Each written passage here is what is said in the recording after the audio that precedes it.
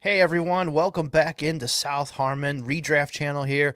I'm Eric Vanek, your host for this video. You can find me on X at Eric Vanek NFL. And today I am going to go over the top 5 rookie rankings that I have for redraft in 2025 this year. And when we play, redraft or best ball, whatever it is for redraft season, those rookies always make a big impact. It's finding those key ones that are going to make that big impact for you that you can maybe slide into round 4, 5, 6, and then they end up being worth, first or second round pick next year, kind of like a Jahmyr Gibbs was, and all these other type players, Brees Hall, Jonathan Taylor's, those guys that really just hit it for us big in their rookie year. So I want to give you my top 5 for this season coming up. So I'm going to start first here, 2025 redraft rookie ranks. Here we go. Quarterback, number 1, Cam Ward, quarterback, Tennessee, the number 1 overall pick. And you kind of just look at Tennessee's depth chart, man. It's not terrible. Like the receivers, okay, they're a little terrible. Calvin Ridley is the only guy they got. Tyler Lockett, probably on his last legs. Van Jefferson is just a very solid veteran, but nothing to write home about. But I really like Chigakonkwa and what he did towards the end of last season. He was really good, man. Look at his numbers down the stretch last year. He was really good. You got 2 solid running backs back, Tony Pollard, Tajay Spears. You have one of the best offensive line coaches in the league in Brian Callahan, the son of, or I'm sorry, Bill Callahan. Brian Callahan is the head coach, but you have him there coaching the offensive line. He is really, really good. So I like Cam Ward's chances here to produce for us in fantasy this year. Now, where would I take him? He's probably a quarterback 2 for me in fantasy this year. I'm expecting if he could hit 25 passing touchdowns, I would be ecstatic with that for Cam Ward in his first season. My next quarterback up, number 2, is going to be Jackson Dart, the quarterback that went to the New York Giants. And I think there's going to be a point at this coming season where Jackson Dart is going to be the starter for the New York Giants. I mean, I like the signings of Russell Wilson and Jameis Winston. It's a lot better than what the Giants have had the last couple seasons. But at some point, like the fan base and all that is going to want Jackson Dart in there. And I think the coaching staff is going to want Jackson Dart in there as well. It might take 4 games. It might take 8 games. Hell, it might even take 12 games. But I think when Jackson Dart gets in there, he's going to be somebody that we can start in fantasy. Probably still around the Cam Ward range, honestly, as a quarterback 2. But his rushing upside, I think, gives him a better chance to be a quarterback 1 for us at some points in special matchups. Plus, throwing him Malik Neighbors, Wan'Dale Robinson, Darius Slayton, Theo Johnson really came on. Tyrone Tracy, Cam Scatabo. I think those guys are going to hit really good this year, too. I think Jackson Dart has a really high ceiling for us in fantasy at certain points this year. Best ball is probably where I want him, though. I'm not drafting him early on in a redraft league where there's constant waivers going on. I could probably pick him up when it's getting close to we know that Jackson Dart's going to go in.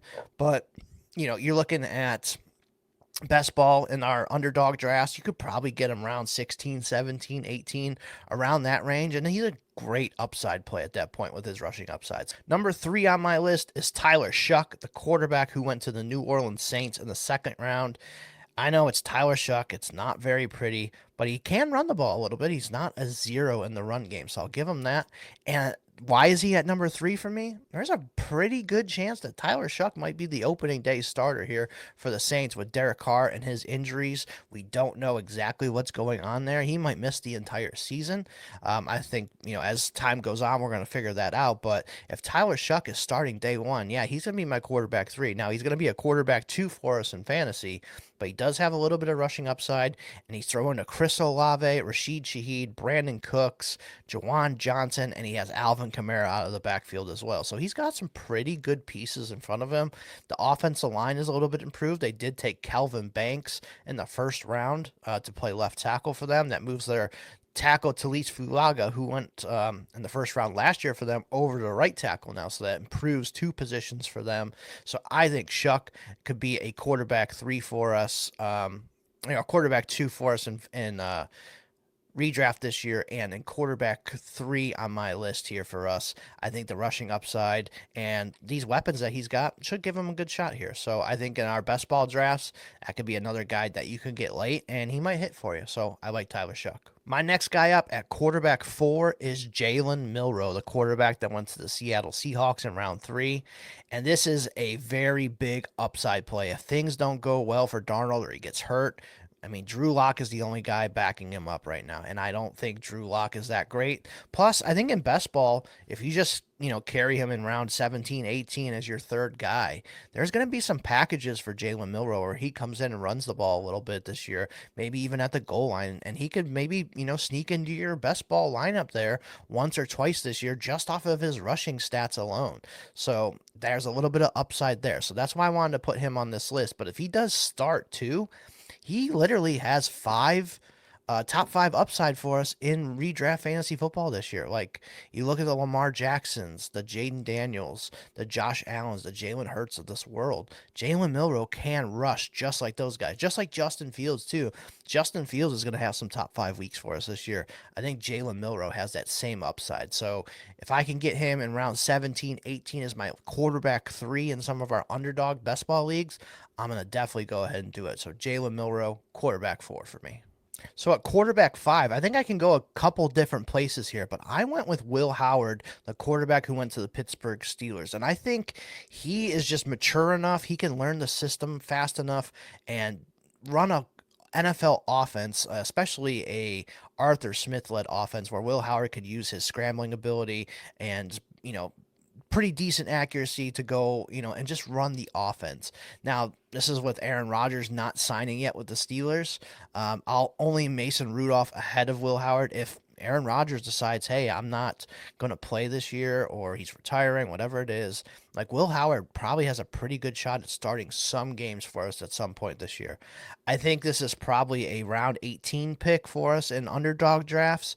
If I could maybe, just to be different, I think that's where I would go and maybe throw a Will Howard in there because he does have some rushing upside to him. I think the passing could be there, but obviously they just traded George Pickens, so the receivers aren't as great there. But I think Will Howard could come in and at least, be somebody that could start there. Now, another one I wanted to throw in there real quick was Riley Leonard to the Colts. If Anthony Richardson and Daniel Jones just completely faceplant, I think Riley Leonard has some upside too with his rushing ability as well. He could run just like a Drake May or a Bo Nix could. So Riley Leonard will be in there too. But for this video, number 5 is going to be Will Howard for me for the Pittsburgh Steelers. All right, so we're going to go to the running backs now. And my number 1 running back in fantasy, it's no secret here, Ashton Jeanty, the first-round pick of the Las Vegas Raiders. If you look at the depth chart behind Ashton Jeanty, it's Raheem Mostert, Sincere McCormick, Zamir White. It is not very pretty behind him. And Ashton Jeanty should approach 300 total touches this year in his rookie season. I truly believe that. They're going to run this offense through Ashton Jeanty, obviously, if they didn't take him at pick 6 for no reason. So they're going to run this offense through Ashton Jeanty this year, and he should be set up for a monster workload. We've already kind of seen the ADP on him. He's going like middle first, back end first. I think middle first is probably pushing it, but back end first, I think that 110, 111, 112 range is probably going to be Ashton Jeanty's sweet spot. He might even creep up a position or two. But yeah, Ashton Jeanty, he can do everything running the ball. He's a really good receiver, even though he didn't catch the ball a lot last season at Boise State, but the season before, he caught like 43 balls, I think it was. So Ashton Jeanty can definitely catch the ball. I think he's going to be a big-time asset here for us in fantasy and probably worthy of a first-round pick for us right out the gate. Number 2 for me, I went with Quinshon Judkins, the second-round pick to the Cleveland Browns. Now, why did I go with Quinshon Judkins here over some of the other running backs? I just think this is going to have to be a run-first offense. They're going to want to run the ball. Judkins is going to be that hammer guy that's going to be in there behind a pretty solid offensive line as long as they stay healthy. That is the very big key for the Cleveland Browns. As long as that offensive line stays healthy, we have a solid quarterback in there like a Joe Flacco, a Kenny Pickett even. I think if one of those guys sits in there, Judkins should approach 250 carries for us this season, and he's going to be the guy at the goal line. You don't want Jerome Ford or, Dylan Sampson's all right at the goal line, but you don't want like those guys usually at the goal line. Judkins should be the hammer at the goal line, and I could see definitely 1,000 yards for Judkins in his first season and hopefully 7 to 8 touchdowns. I think that's a realistic upside for Quinshon Judkins and probably somebody you can get maybe round 4 or 5 in our redraft leagues this season. My number 3 guy is Omarion Hampton, the other first round pick at running back this year. And the reason I have Omarion Hampton down a spot is because they didn't sign Najee Harris for nothing. So Najee Harris, Omarion Hampton are going to split a committee backfield right here. And that's just because I think Najee has a little bit more NFL experience. He's run for 1,000 yards in every season he has completed in the NFL so far. So Dylan Sampson with Judkins, I think Najee and Hampton are going to be a little bit of a better pair, and Najee's going to get a little bit more work. I think towards the end of the season, Hampton could be the guy who just takes it over. He's just better, and I think that's a realistic possibility here for Omarion Hampton.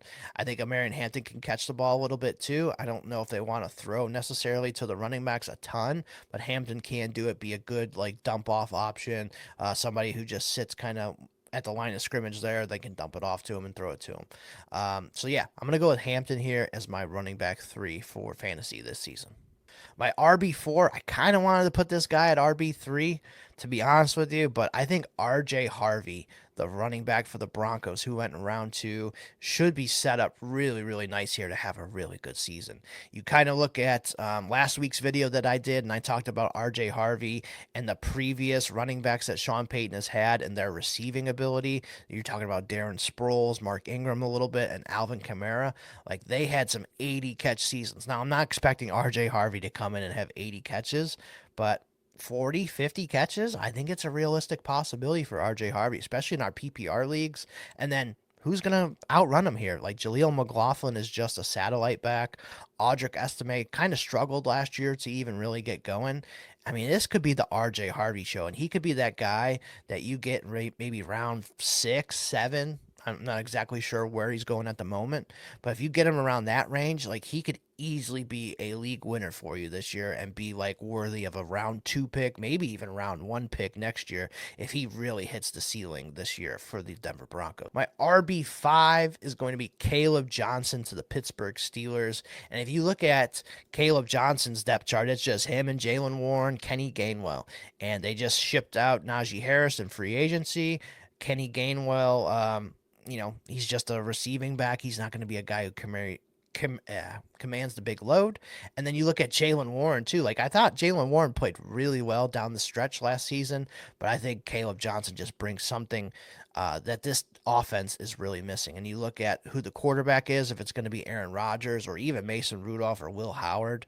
I mean, they're going to want to run the ball 300 times this year. I wouldn't be shocked if Caleb Johnson approaches 275, maybe 300 carries this year. So I think the offensive line is also improving for the Steelers as well.